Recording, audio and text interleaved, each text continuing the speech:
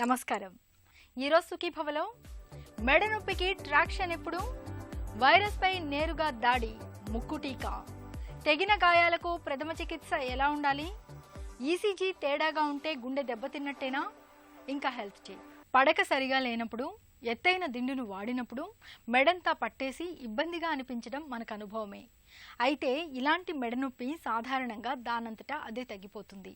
అయితే కొంతమందిలో మెడనొప్పి అనేది దీర్ఘకాలిక సమస్యగా మారుతుంటుంది. ఎన్ని ప్రయత్నాలు చేసినా మెడనొప్పి తగ్గకుండా వేధిస్తూ ఉంటుంది. ఇలాంటి పరిస్థితుల్లో మెడనొప్పిని తగ్గించడానికి కొంతమందికి డాక్టర్లు ట్రాక్షన్ పద్ధతిని సూచిస్తూ ఉంటారు. ట్రాక్షన్ పద్ధతిలో మెడను స్థిరంగా ఉంచడం వల్ల మెడలోని నరాలపై ఒత్తిడి తగ్గి మెడనొప్పి తగ్గే అవకాశం ఉంటుంది. మెడనొప్పిని తగ్గించే ట్రాక్షన్ విధానం గురించి ఇప్పుడు తెలుసుకుందాం.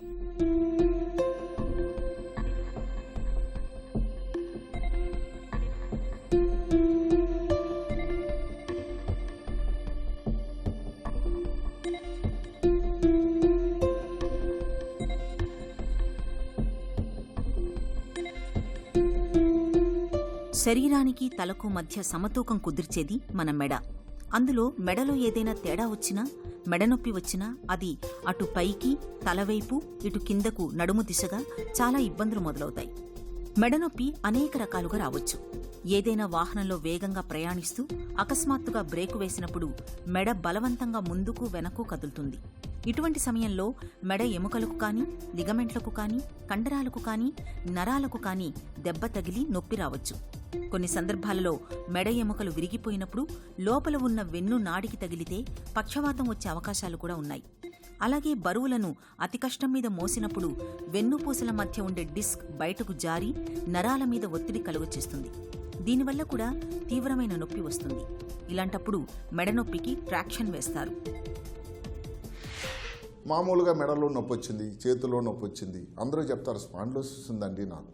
బస్సుల్లో కానీ ట్రైన్లో కానీ కాళ్ళను మెడకు పెట్టుకొని మనకు ఎంతమందో కనబడుతూ ఉంటారు. ఏమండి అంటే నాకు చేతిలో నొప్పి అండి, డాక్టర్ గారు చెప్పారు స్పాండిలోసిస్ ఉంది అని. అక్కడితో అది తగ్గిపోతే సరే. ఒక్కొక్కసారి ఈ చేతిలో కానీ ఏదన్నా బలం తక్కువైనా, లేకపోతే ఆ నొప్పి కానీ ఈ కాలర్ పెట్టుకోవడం ద్వారా తగ్గకపోయినా కూడా ఒక రకమైన ట్రాక్షన్ పెడతాం. ఆ ట్రాక్షన్ ఏమిటి, హాస్పిటల్లో 1-2 రోజులు ఉండి ఈ చిన్న అంటే ఈ భాగం నుంచి ఒకటి లాగి ఒక 4 కిలోల బరువు ఒక బ్యాగ్ ఉంటుంది, దానికి ట్రాక్షన్ అని. అది పెట్టినట్టయితే ఈ నొప్పి తగ్గిపోవడం, పేషెంట్లు బాగా అవడం కూడా జరుగుతూ ఉంటుంది. అది ఇంటికి వెళ్ళిన తర్వాత వాళ్ళే పెట్టుకుంటారు ఆ బ్యాగ్ను. వాళ్ళంతా వాళ్ళ మిస్సెసో లేకపోతే వాళ్ళ భర్త గారు ఎవరో ఒక ఆమెకి ఉన్న వాళ్ళని బట్టి ఆ ట్రాక్షన్ పెట్టడం కూడా జరుగుతుంది. దీనికి డాక్టర్ తాలకు అవసరం కూడా లేదు. ముఖ్యంగా మనం మెడ మీదకు సంబంధించిన దాని మీద దృష్టీకరిస్తున్నాం. ఈ మెడని ఎందుకు చెప్తున్నానంటే, మెడలో ఉండే వేడు వెన్నుపూసల్లో 1-2 వెన్నుపూసలు అనేవి చాలా ముఖ్యమైన కేంద్రాలు. అక్కడ ఆ మెడలోనే కాలు చేతులు కంట్రోల్ చేసే నరాలు ఒక చిన్న కట్ట మాదిరి ఉంటాయి. ఏదన్నా కారణం వల్ల కానీ మెడలో కానీ ఆ చోట్లో ముఖ్యంగా ఏమన్నా దెబ్బ తగిలినట్టయితే దాని ప్రభావం చాలా ఎక్కువ ఉంటుంది. కాలు చేతులు పడిపోతాయి. ఇంకొక మాట, గాలి తీసుకునేటువంటి కేంద్రం కూడా అక్కడే ఉంటుంది. అక్కడ కానీ ఏదైనా కారణం వల్ల దెబ్బ తగిలినా, వెన్నుపూస జరిగిపోయినా, స్పాండిలోసిస్ లాంటిది ఎక్కువ తీవ్రంగా ఉన్నా కూడా ఇబ్బంది చాలా ఉంటుంది. ఇంకో రకం ట్రాక్షన్ కొన్ని, ఇప్పుడు యాక్సిడెంట్ అయింది, రోడ్డు మీద వెళ్తూ ఉన్నారు, ఒక వెన్నుపూస డ్యామేజ్ అయిపోయింది, ఫ్రాక్చర్ అయిపోయింది, కాళ్ళు చేతులు పడిపోయినాయి, లేకపోతే వెన్నుపూస జరిగిపోయింది. దానికి ఇక్కడ తల మీద 2 రంధ్రాలు వేసి స్కల్ ట్రాక్షన్ అంటాం. దాని పేరు గార్డెన్ రెబెల్స్ క్లచ్ ఫీల్డ్ అని. దానికి బాగా లాగి బెడ్ మీద అలా పడుకొని 5 రోజులు 4 రోజులు ఉండి దాని తర్వాత ఈ ఆపరేషన్ చేయడం జరుగుతూ ఉంటుంది. అదొక రకమైన ట్రాక్షన్. అది చాలా ఇబ్బందికరమైంది, పేషెంట్కి చాలా బాధాకరమైంది. అలాగ బెడ్ మీద ఉండి చూస్తూ ఉండాలి. ఊహించండి, ఒక పేషెంట్ అలా బెడ్ మీద ఉండి జీవోత్సవంలాగా పడుకోవడం అన్నది అది నిజంగా అది ఒక పెద్ద నరకం కింద వాళ్ళందరూ ఫీల్ అవుతారు. అలాంటప్పుడే ప్రవేశించింది హాలో ట్రాక్షన్ అని. చాలా సందర్భాలలో దీర్ఘకాలికంగా మనం కూర్చునే భంగిమ సరిగ్గా లేకపోవడం వల్ల మెడనొప్పి వస్తుంటుంది. ఇంకా మయోపతి అనే వ్యాధిలో కూడా కండరాలు బలహీనంగా ఉండి మెడనొప్పి రావచ్చు. ఏ కారణం చేతనైనా మెడకు దెబ్బ తగిలినప్పుడు నొప్పి రావచ్చు. ఈ నొప్పికి కండరాలు కమిలిపోయి వాపు రావడం కానీ, మెడలో ఉండే నరాలు లాగినట్లు కావడం కానీ కారణంగా ఉండవచ్చు. వెన్నుపూసలను అంటూ ఉండే లిగమెంట్స్ తగ్గడం వల్ల కూడా నొప్పి రావచ్చు. మెడ ఎముకలు విరగడం వల్ల కూడా నొప్పి రావచ్చు. రోజూ బరువులు ఎత్తిమోసే వారికి మెడనరాలు సాగబడి నొప్పి రావచ్చు. ఉదాహరణకు బకెట్లో నీరు మోయడం, బట్టలు ఉతకడం, వంగి ఇల్లు తొడవడం వంటి రోజూ చేసే పనుల వల్ల కూడా మెడనరాలు లాగినట్లయి నొప్పి రావచ్చు. అయితే మెడనొప్పి తీవ్రంగా ఉండి నడక ఇబ్బందయ్యే వారిలో ట్రాక్షన్ వేస్తుంటారు. నిజానికి ఈ హాలో గ్రావిటీ ట్రాక్షన్ ముందుగా చిన్నపిల్లల్లో వాడేవారు. ఈ వెన్నుపూస వంకరతో స్కోలియోసిస్ అంటాం. ఇలాంటి దాంతో పుట్టే చిన్నపిల్లల్లో ఈ హాలో ట్రాక్షన్ అనే తలకి పెట్టి అది పెట్టి కొన్ని 6 వారాలు 10 వారాలు 12 వారాలు ఉండేటట్టయితే నెమ్మది కండరాలన్నీ అడ్జస్ట్మెంట్ అయ్యి వెన్నుపూసలు కూడా లైన్లోకి వచ్చి ఈ స్కోలియోసిస్ అనేది కరెక్ట్ అయిపోయిన సన్నివేశాలు చాలా ఉన్నాయి. మెడలో ఈ 1-2 వెన్నుపూసల్లో జరగడం కానీ డిస్లొకేషన్ అంటారు. అదే కాకుండా ఎవరికైనా యాక్సిడెంట్ అయింది, గాలి తీసుకోవడం చాలా ఇబ్బందిగా ఉంది, ఆపరేషన్ చేసినా కూడా వ్యక్తి దీని నుంచి రికవర్ కాలేడు. అలాంటప్పుడు కానీ అదే కాకుండా ఏదో కారణం వల్ల పేషెంట్ చుట్టాలు రకరకాల కారణాల వల్ల మేము ఆపరేషన్కి రెడీ లేవన్న వ్యక్తుల్లో కానీ ఈ హాలో ట్రాక్షన్ తాలూకా పనితనం చాలా గొప్పగా ఉందని చెప్పాలి. ఈ హాలో ట్రాక్షన్కి మిగతా వాటికి ఏమిటంటే హాలో ట్రాక్షన్ పెట్టుకున్న తర్వాత పేషెంట్ నడవచ్చు, కూర్చోవచ్చు. కొంతమంది చిన్నపిల్లలు అయితే స్కూల్కి వెళ్ళిన సన్నివేశాలు కూడా ఉన్నాయి. అది ఒక దీనిలాగా ఉంటుంది. అంటే ఇప్పుడు అంతరిక్షం రోదసీ ప్రయాణంలో అంతరిక్ష వైమానికులు వేసుకునేటువంటి క్యాప్ లాగా ఉంటుంది చూడడానికి. అది చిన్నది. లోకల్ అనస్థీషియాలోనే 4 చోట్ల ఈ 4 పిన్స్ పెడతాం. కొంతమంది 6 పిన్స్ కూడా పెడతారు. ఒక ఫ్రేమ్ ఉంటుంది రెడీమేడ్. వ్యక్తి తాలూకా తల పరిణామం కానీ సర్కంఫరెన్స్ 2 పరిణామాలను తీసుకుని దానికి మనం పంపించినట్టయితే వాళ్ళు ఆ ఫ్రేమ్ పంపిస్తారు. అది ఫిక్స్ చేస్తాం. అంతా కలిపి 40-30 నిమిషాల పని. కానీ అది కంటిన్యూస్గా ట్రాక్షన్ ఉండడం వల్ల ఈ వెన్నుపూసలు ఏవైతే ఒకటి మీద ఒకటి ఇలా కదిలిపోయినాయో ఆ లైన్లోకి వచ్చి నార్మల్గా అయిపోవడానికి ఆస్కారం ఉంటుంది. ఈ మధ్యకాలంలో 92 సంవత్సరాల వ్యక్తికి ఈ ట్రాక్షన్ పెట్టాం అంటే నమ్మండి. అసలు 92 సంవత్సరాలు వాళ్ళు ముందు వచ్చినప్పుడు ఆపరేషన్ అన్నది చేయము, వద్దు. దానివల్ల ఉపయోగం కన్నా ప్రమాదం అది. ఈ హాలో ట్రాక్షన్ పెట్టడానికి మీరు రెడీగా ఉన్నారా అని చెప్తే అటెండెన్స్ మరి అది పెట్టుకుంటే నడిచేదానికి కష్టమవుద్దేమో, పడుకోవడానికి కష్టమవుద్ది అని చెప్తే వాళ్ళని కన్విన్స్ చేసి ఏం చేస్తామని చూసిన తర్వాత 2 రోజుల్లోనే పేషెంట్ డిశ్చార్జ్ అయిపోయి వాళ్ళ ఊరు ఒంగోలు వెళ్ళిపోవడం కూడా జరిగింది. అంటే హాలో ట్రాక్షన్ అన్నది పెద్ద వయసులో వాళ్ళకి కానీ ఆపరేషన్కి రెడీ కాని వాళ్ళకి కానీ ఆపరేషన్ చేసినా కూడా బాగుకారని కొన్ని మరీ సీరియస్ పేషెంట్లకు కానీ ఒక మంచి ప్రయత్నం. దానివల్ల ఈ భూమి ఆకర్షణ శక్తిని తాలూకా ప్రభావం ఉండదు. ఇక్కడ 4 పిన్స్ వేసి ఒక ఫ్రేమ్ ఉండి 4 రాడ్లు ముందుకి 2 రాడ్లు మొత్తం 4 రాడ్లు ఉంటాయి. దాంతో చక్కగా ఒక కుదింపులాగా ఉంటుంది. అంటే మంచి సపోర్ట్ ఉంటుంది. దానివల్ల వ్యక్తి హాయిగా నడుస్తూ ఉంటాడు. మెడనొప్పికి మందులు వాడడం లేదా శస్త్రచికిత్స లాంటివి చేయడం ఉన్నాయి. అయితే కొన్ని మెడనొప్పుల్లో ట్రాక్షన్ వేయడం అన్నది చాలా చక్కగా పనిచేస్తుంది. కూరగాయలు తరుగుతున్నప్పుడో, పండ్లు కోస్తున్నప్పుడో లేదా పెన్సిల్ చెక్కుతున్నప్పుడో మనలో చాలా మందికి చర్మంపై తెగిన గాయాలు అవుతూ ఉంటాయి. ఇలాంటప్పుడు వెంటనే ఏం చేయాలో మనలో చాలా మందికి తోచదు. ఏదో ఒక క్రీమ్నో ఆయింట్మెంట్నో గాయం పైన పూతగా పట్టిస్తూ ఉంటారు. నిజానికి ఇలా చేయడం వల్ల తెగిన గాయంలో మరింతగా వాపు, నొప్పి వచ్చే ప్రమాదం ఉంటుంది. చర్మంపై తెగిన గాయాలైనప్పుడు వెంటనే ఏం చేయాలో, ఎలాంటి జాగ్రత్తలు తీసుకోవాలో ఇప్పుడు తెలుసుకుందాం.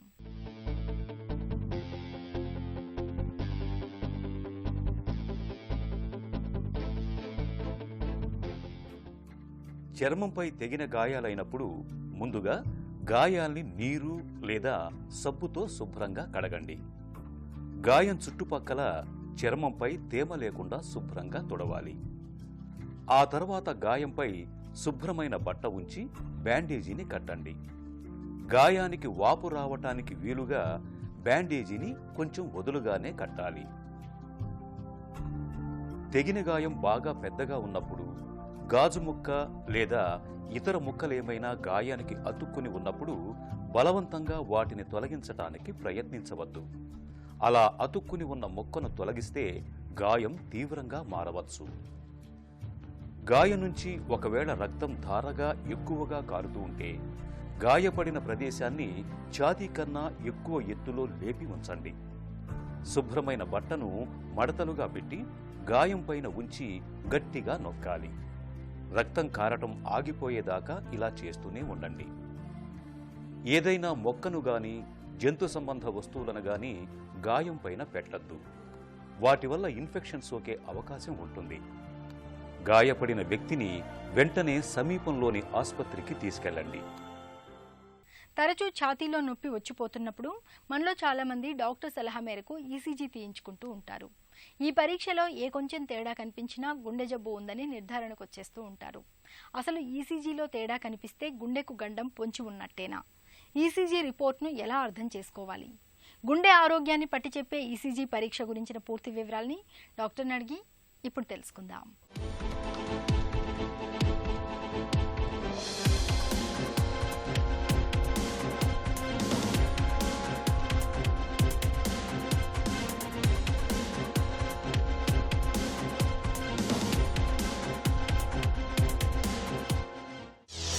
గుండెకు చేసే ప్రాథమిక పరీక్షలు బాగుంటే అంతా బాగున్నట్లేనా?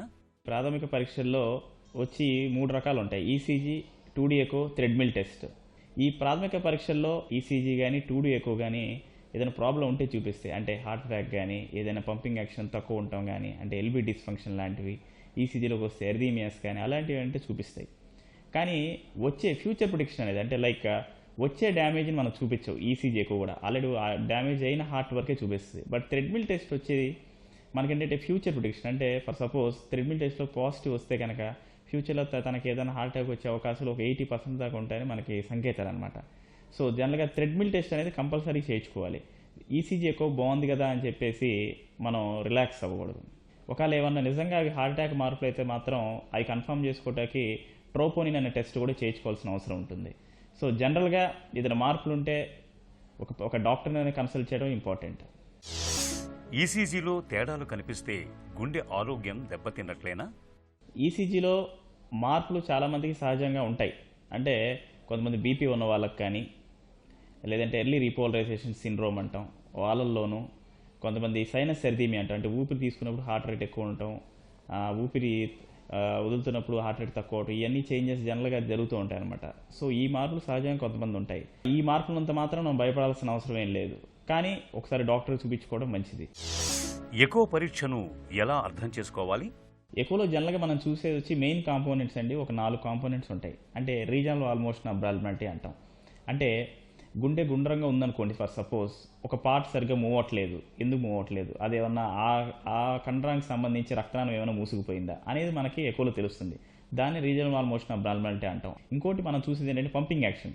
అంటే జనరల్గా గుండె 60 to 70% పంపింగ్ యాక్షన్ దాని ఎఫర్ట్ ఉంటుంది. అంటే ఎజెక్షన్ ఫ్రాక్షన్ అంటాం దాన్ని. 60 to 70% ఉంటుంది. అదే కనుక తగ్గిందనుకోండి, 40% కన్నా తగ్గినా, 30% కన్నా తగ్గినా, దీని గ్రేడ్స్ ఉంటాయి, మైల్డ్, మోడరేట్, సివియర్ అని. సో ఎల్వీ డిస్ఫంక్షన్ ఇలా గ్రేడ్ చేయొచ్చు ఎకోలో. ఇంకోటి మనం ఇందులో ఎకోలో ఏం చూడగలం అంటే వాల్వర్. అంటే మనకుండే 4 వాల్వ్స్ ఉంటాయి: మైటల్ wall, tricuspid wall, pulmonary wall, aortic valve అని. సో ఈ 4 వాల్వ్స్లో ఏమన్నా స్క్లిరోసిస్ ఉందా, కాల్షియం ఉందా, ఏమైనా రుమాటిక్ చేంజెస్ ఉన్నాయా, లేదన్నా ఫ్లైల్ వాల్, మైటోవాల్ కొలాప్స్, అంటే ఇలాంటి డ్యామేజ్డ్ వాల్వ్స్ ఏమైనా మనకు తెలుస్తుంది. ఇంకోటి మనం ఎకోలో మనం చూడగలిగింది ఏంటంటే పెరికార్డియల్ ఎఫ్యూజన్ అంటాం. అంటే గుండె చుట్టూ ఏమైనా నీరు చేరింది అనేది కూడా మనకి తెలుస్తుంది. డయాస్టోలిక్ డిస్ఫంక్షన్ అనేది మెయిన్గా ఏంటంటే గుండె కండరం పెరగటం. అంటే బెలూన్లో ఉబ్బదు కానీ గుండె కండరం పెరుగుతుంది. దానివల్ల ఏంటంటే లోపల స్పేస్ తగ్గిపోతుంది. గుండె లోపల క్యావిటీ అనేది తగ్గిపోయి గుండె రిలాక్స్ అయినప్పుడు బ్లడ్ సరైన అమౌంట్లో రాకపోవడం వల్ల మనం ఎంత తక్కువ వస్తే అంతే మనం పంపింగ్ సిస్టోల్ వచ్చినప్పుడు వెళ్తుంది అనమాట బ్లడ్. సో జనరల్గా రిలాక్స్ అయినప్పుడు బ్లడ్ ఎంత వస్తుందో అది కాంట్రాక్ట్ అయినప్పుడు కూడా బ్లడ్ అంతే బయటకు వెళ్తుంది. సో క్యావిటీ తక్కువ అవటం వల్ల బ్లడ్ తీసుకోవడం తక్కువే ఉంటుంది, పంపించేది తక్కువే ఉంటుంది. సో ఈ డయాస్టోలిక్ డిస్ఫంక్షన్ జనరల్గా ఎవరికి వస్తుందంటే అన్కంట్రోల్ హైపర్ టెన్షన్ ఉన్న వాళ్ళలోనూ, ఒబెసిటీ ఉన్న వాళ్ళలోనూ, ఏదైనా స్టోరేజ్ డిజార్డర్స్, అంటే పుట్టుకతో కొంతమందికి స్టోరేజ్ డిజార్డర్స్ అంటాం, లైక్ కొలెస్ట్రాల్ స్టోరేజ్ అయిన వాళ్ళలోనూ. సో వీటి వల్ల గుండె కండరం పెరిగి ఈ డయాస్టోలిక్ డిస్ఫంక్షన్ అనేది వస్తుంది. సో దీనిలో కూడా different types of diastolic grades ఉంటాయి. డయాస్టోలిక్ డిస్ఫంక్షన్ గ్రేడ్స్ మనం ఎక్కువలో చూడొచ్చు. టీఎంటీ టెస్ట్లో పాజిటివ్ వస్తే బ్లాకులు ఉన్నట్లేనా? జనరల్గా టీఎంటీ మనం చేసి రిపోర్ట్ ఎప్పుడు ఇచ్చేటప్పుడు కూడా దిస్ పాజిటివ్ ఇస్ నెగిటివ్ అని జనరల్గా ఇవ్వమండి. అంటే ప్రాబబిలిటీ అని ఇస్తాం. అంటే హై ప్రాబబిలిటీ, లో ప్రాబబిలిటీ అని ఇస్తాం జనరల్గా. హై ప్రాబబిలిటీ అంటే ఏంటంటే సో ఇతనికి ఫ్యూచర్లో ఏదైనా హార్ట్ అటాక్ వచ్చే ఇష్యూస్ ఎక్కువ ఉన్నాయనుకుంటే దాని హై ప్రాబబిలిటీ ఫర్ ఇండ్యూసిబుల్ ఇస్కీమియా అంటాం. లో ప్రాబబిలిటీ అంటే ఓకే అతను ట్రెడ్మిల్ టెస్ట్ బాగా నడిచి అందులోనూ చేంజెస్ ఏం లేకపోతే కనుక లో ప్రాబబిలిటీ, అంటే వచ్చే అవకాశాలు తక్కువ అని. జనరల్గా థ్రెడ్మిల్ టెస్ట్కి 80% ప్రాబబిలిటీ ఉంటుంది. 10 మందికి పాజిటివ్ వస్తే మాత్రం ఆ 8 మందిలో డెఫినెట్గా బ్లాక్స్ ఉంటాయి. చాలా మందికి ట్రిపుల్ వెసల్ డిసీజ్ ఉన్న, డబుల్ వెసల్ డిసీజ్ ఉన్న ఒకసారి థ్రెడ్మిల్ టెస్ట్లో కూడా ఒక్కొక్కసారి రాకపోవచ్చు. అంటే ఒక 20-30% మిస్ అయ్యే ఛాన్స్ కూడా ఉంటుంది ఈ థ్రెడ్మిల్ టెస్ట్లో. ప్రతిసారి గుండెకు సిటీ యాంజియోగ్రామ్ చేయటం సరైందేనా? పేషెంట్ సిమ్టమ్స్ ఏం లేకుండా ఫస్ట్ సపోజ్ మన థ్రెడ్మిల్ టెస్ట్ చేయించినప్పుడు బోర్డర్ లైన్లో ఉంది, అంటే అటు పాజిటివ్ నెగిటివ్ అని చెప్పలేని పరిస్థితుల్లో ఉన్నప్పుడు జనరల్గా మనం సిటీ యాంజియోగ్రామ్ రిఫర్ చేస్తాం. సిటీ యాంజియోగ్రామ్ చేయించాం, అది నార్మల్గా ఉంది అంటే దాని కన్ఫర్మేషన్కి ఏమీ అవసరం లేదు. సో నెగిటివ్ ప్రెడిక్ట్ వాల్యూ బాగుంటుంది. బట్ అలానే మనం తరచుగా చేయించకూడదు, ఎందుకంటే దీనిలో 2 ఇష్యూస్ ఉన్నాయి. మెయిన్ ఏంటంటే సిటీ కాబట్టి రేడియేషన్ ఇష్యూస్, ఇంకోటి మనం యాంజియోగ్రామ్ చేసేటప్పుడు కాంట్రాస్ట్ ఇస్తాం. సో ఈ contrast induce nephropathy, kidney damage అయ్యే అవకాశాలు కూడా ఉంటాయి. అందులో మెయిన్గా డయాబెటిక్స్ పేషెంట్స్ ఎక్కువ రెగ్యులర్గా చేస్తే మాత్రం ఈ కాంట్రాస్ట్ ఇండ్యూస్ నెఫ్రోపతి వచ్చి ఫ్యూచర్లో కిడ్నీ ప్రాబ్లమ్స్ అంటే క్రోనిక్ కిడ్నీ డిసీజ్ అయ్యే ఛాన్సెస్ ఎక్కువ ఉంటాయి. యాంజియోగ్రామ్లో మనకు ఏం తెలుస్తుంది? యాంజియోగ్రామ్లో జనరల్గా కొరనరీ ఆర్టరీస్లో బ్లాక్స్ తెలుస్తాయండి. జనరల్గా చాలామంది వాల్ బ్లాక్స్, ఈ ఆర్టరీ బ్లాక్స్ ఒకటే అనుకుంటారు. Both are different. వాల్స్ని కవాటాలు అంటాం, అంటే గుండె క్యావిటీస్ లోపల ఉంటాయి కవాటాలు, 2 గదుల్లాగా మధ్యలో ఉండే కవాటాలు. ఆర్టరీస్ అంటే రక్తనాళాలు, గుండె పైన ఉంటాయి రక్తనాళాలు. సో ఆ బ్లాక్స్ వల్లే జనరల్గా హార్ట్ అటాక్స్ వస్తాయి. వాల్ ప్రాబ్లమ్స్ వేరు, రక్తనాళాల్లో బ్లాక్స్ వేరు. మనకు హార్ట్ అటాక్ వచ్చేది రక్తనాళాల్లో బ్లాక్స్ వల్ల. సో యాంజియోగ్రామ్లో మనం చూసేది ఏంటంటే ఆ రక్తనాళాల్లో బ్లాక్స్ ఎంత పర్సంటేజ్ ఉంది ఏంటి అనేది మనకి యాంజియోగ్రామ్లో తెలుస్తుంది. బైపాస్, స్టెంట్, మందుల అన్న విషయాన్ని ఎలా నిర్ధారిస్తారు? ఒక బ్లాక్ కానీ చిన్న బ్లాక్స్ లేదా 2 బ్లాక్స్ ఉంటే స్టెంట్ వేయటం మంచిది. అదే 3 కంటే ఎక్కువ బ్లాక్స్ ఉండి లేదంటే పెద్ద బ్లాక్స్ అంటే రక్తనాళం మొదల నుంచి చివరి దాకా బ్లాక్ ఉండి అలా 2 కంటే 3 కంటే ఎక్కువ ఉంటే మాత్రం బైపాస్ ఆపరేషన్ పంపించడమే మంచిది. జనరల్గా ఒకసారి మనం స్టెంట్ వేయలేం, బైపాస్ ఆపరేషన్ చేయలేము. అవి కొంతమందిలో ఉంటుంది. అదే దాన్ని ఏమంటారు డిఫ్యూజ్ డిసీజ్ అంటాం, అంటే రక్తనాళం మొత్తం కూడా సన్నగా అయిపోతుంది. అంటే స్టెంట్ వేయలేని పరిస్థితి, గ్రాఫ్ట్ కూడా వేయలేని పరిస్థితి. సో అలాంటి టైంలో ఏం చేస్తామంటే జనరల్గా మెడికల్ మేనేజ్మెంట్ చేస్తాం, అంటే మందులతో కంటిన్యూ చేసి చూస్తాం. జనరల్గా ఈ స్టెంట్ వేసినా బైపాస్ చేసినా ఎప్పుడు బ్లాక్ 70% కంటే ఎక్కువ ఉంటేనే మనం ఈ ప్రొసీజర్స్ అన్నిటికీ వెళ్తాం. ఫర్ సపోజ్ బ్లాక్స్ 70% కంటే తక్కువ ఉంటే కనుక జనరల్గా మందులే ప్రిస్క్రైబ్ చేస్తాం. గుండె ఆరోగ్యాన్ని పట్టి చెప్పే కొత్త పరీక్షలు ఏమైనా వచ్చాయా? కొత్త పరీక్షలు వచ్చి ఎఫ్ఎఫ్ఆర్, ఐవాస్, ఓసిటీ. ఎఫ్ఎఫ్ఆర్ అంటే ఏంటంటే యాంజియోగ్రామ్లో కనుక బోర్డర్ లైన్లో ఉంటే, అంటే 60 నుంచి 70% ఏదన్నా బ్లాక్ ఉంటే కనుక అది స్టెంట్ వేయాలా లేదా అని మనకి ఏదైనా డౌట్ వచ్చినప్పుడు, లేదా గ్రాఫ్ట్ వేయాలా లేదన్న డౌట్ వచ్చినప్పుడు అది చేసుకొని నిర్ధారిస్తాం, అది చేయాలా లేదా వదిలేసి మందులు వాడచ్చా అనేది. ఇంకోటి ఐవస్. ఐవస్ అంటే ఏంటంటే జనరల్గా రక్తనాళాల లోపల ఎలా ఉంది, మనం చేసే యాంజియోగ్రామ్ ఇవన్నీ కూడా 2D, అంటే 3D కాదు అది. సో లోపల ఏం జరుగుతుందనేది మనకు తెలియదు. ఈ ఐవస్, ఓసిటీ అనేది ఏంటంటే లోపల కొవ్వు పలకలు ఎంత సైజు ఉన్నాయి, అసలు లోపల రక్త గడ్డలు ఉన్నాయా, కాల్షియం ఉన్నాయా, లేదా రక్తనాళం సన్నబడిందా, దాని రక్తనాళాల సైజ్ ఏంటి, స్టెంట్ ఎక్కడి నుంచి ఎక్కడి వరకు వేయచ్చు, ఇవన్నీ స్టెంట్ వేసిన తర్వాత ఏమైనా ప్రాబ్లం ఉందా, చిన్న చిన్న డిసెక్షన్స్ ఏమన్నాయా అని ఎవ్రీ మైన్యూట్ క్లూ జనరల్గా మనకి ఇస్తుంది. ఇవన్నీ కూడా కొత్త పరీక్షలు, బట్ ఇవి కొంచెం ఎక్స్పెన్సివ్, ఈ ఐవస్, ఓసిటీ ఇవన్నీ. బట్ ఇవన్నీ కూడా అవైలబిలిటీలో ఉన్నాయి. బట్ మనం బేసిక్ ప్రైమరీ ఇన్వెస్టిగేషన్సే చాలామంది చేయించుకోవట్లేదు. బట్ ఈ ఇన్వెస్టిగేషన్స్ వచ్చి వెరీ ఫ్యూ పీపుల్ మనం అడ్వైస్ చేస్తున్నాం, వాళ్ళ కూడా ఇంకా చాలా తక్కువ మంది చేయించుకుంటున్నారు. బట్ ఇవన్నీ కూడా మనకి ఐవస్, ఓసిటీ కనుక ఎక్కువ ఉపయోగించినట్టయితే మనకి రిజల్ట్స్ లైక్ స్టెంట్ వేసిన తర్వాత కానీ గ్రాఫ్ట్ వేసిన తర్వాత కానీ రిజల్ట్స్ చాలా బాగుంటాయి. గుండె ఆరోగ్యాన్ని పట్టి చెప్పే ఈసీజీ పరీక్ష విషయంలో మనం డాక్టర్ నిర్ణయానికే ప్రాధాన్యం ఇవ్వాలి. రోగి ఆరోగ్య పరిస్థితిని, వయసును బట్టి ఈసీజీ రిపోర్ట్ను అంచనా వేయడం ద్వారా డాక్టర్లు మన గుండె ఆరోగ్యంపై ఒక అంచనాకు వస్తారు, మనకు భరోసానిస్తారు. ఇక ఈరోజు కార్యక్రమాన్ని ముగించే ముందు ఆంధ్ర హాస్పిటల్స్ సమర్పించే ఒక చిన్న చిట్కా మీకోసం. షుగర్ జబ్బును అదుపులో ఉంచుకునేందుకు నేరేడు గింజల పొడి, మెంతి పొడి, పసుపును సమపాళ్లలో తీసుకుని మిశ్రమంగా చేయండి. భోజనానికి ముందు ఈ మిశ్రమాన్ని రోజుకు 2 మిల్లీగ్రాముల చొప్పున నిత్యం తీసుకోవడాన్ని అలవాటుగా చేసుకోండి. మధుమేహం చక్కగా అదుపులో ఉంటుంది. సుఖీభవ కార్యక్రమానికి సంబంధించిన మీ విలువైన సూచనలు, సలహాల్ని వెంటనే మాకు రాయండి. మా చిరునామా Sukhibhava, ETV, Ramoji film city, Hyderabad 501512 లేదా sukhibhava@etv.co.in కు ఈమెయిల్ చేయండి.